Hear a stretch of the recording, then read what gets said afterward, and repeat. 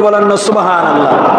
দেখা গেল কিছুদিন পরেই হযরতে হুসাইন রাদিয়াল্লাহু তাআলা আনহু জন্মগ্রহণ করলেন। ইমামে হুসাইনের জন্ম হলো। উম্মুল ফাদল বিনতে হারিস বলেন, আল্লাহর নবী যেভাবে বলেছেন ঠিক সেভাবেই আমি কিভাবে সেখানে উপস্থিত হয়ে গেলাম। আর হযরতে হুসাইন দুনিয়াতে আসার সাথেই প্রথমে আমার কোলে দেয়া হয়েছে। জোরে বলেন না সুবহানাল্লাহ। রাইতে খায়রা, আপনি ভালো দেখেছেন।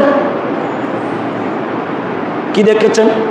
আপনি যে গোশতের টুকরা আমার শরীর থেকে কেটে আপনার কোলে দেয়া হচ্ছে, এটার অর্থ হলো তালিদু ফাতেমাতু, অচিরেই আমার ফাতেমা একটা সন্তানের মা হতে যাচ্ছে।